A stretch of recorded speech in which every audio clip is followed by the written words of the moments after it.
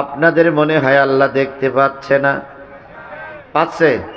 কি করিয়ে পাবে? মাথার উপরে তো সামিয়ানা, সামিয়ানা থাকলেও কি আল্লাহ দেখে?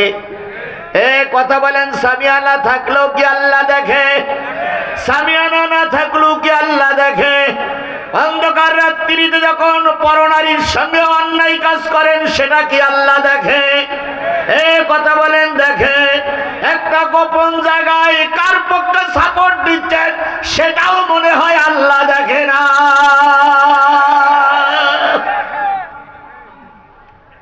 রোজার মাসে ডুব দিয়ে পানি খেলে আল্লাহ দেখতে পায় না? পায় না? তাহলে রোজার মাসে এত তাকওয়া আসে, রোজা চলে গেলে তাকওয়া যায় কই? ভারতে যায়।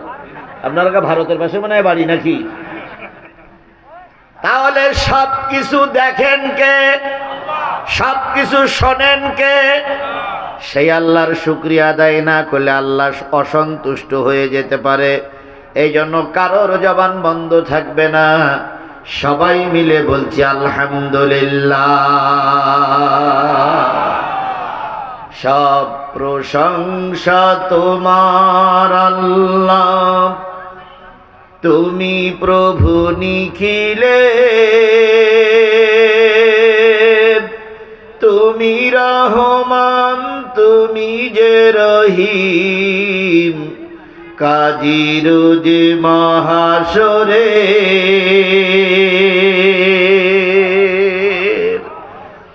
বিশ্ব মানবতার শ্রেষ্ঠ বন্ধু, সমস্ত নবী রাসূলদের শ্রেষ্ঠ রাসূল, আমাদের প্রিয় ভাজন নেতা, যার সুপারিশ ছাড়া কোনো মানুষ জান্নাতে যাবে না, সেই নন্দিত নেতার নামে দুরূদ আর সালাম সবাই মিলে বলছি সাল্লাল্লাহু আলাইহি ওয়াসাল্লাম। আল্লাহ বলতেছেন, ওয়ামা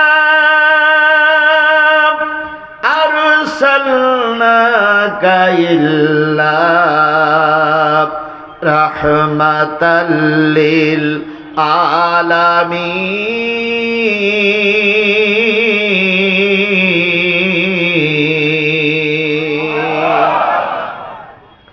ওগো নবী, আমি আপনাকে পৃথিবীর সকলের জন্য রহমত করে পাঠালাম।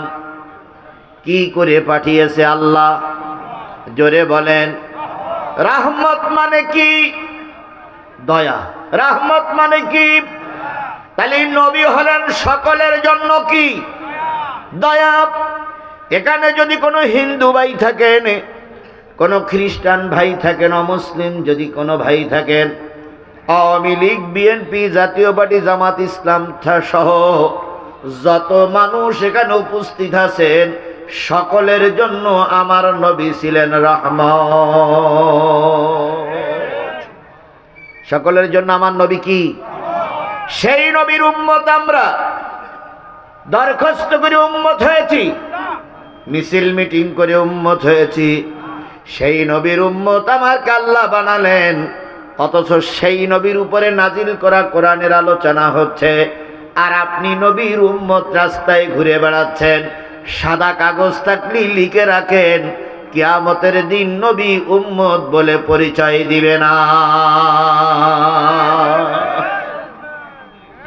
তাহলে নবী হলো আমাদের জন্য রহমত। কথা বলেন, আর একটু জোরে বলেন, রহমত।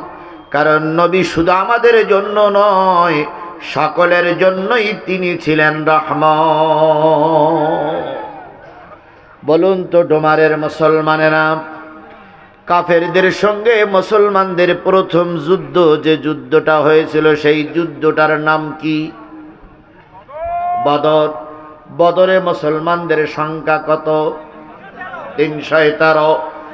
2 নম্বরে যে যুদ্ধটা হয়েছিল সেই যুদ্ধটার নাম কি?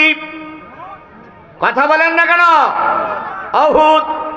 অহুদের যুদ্ধে মুসলমানদের সংখ্যা কত?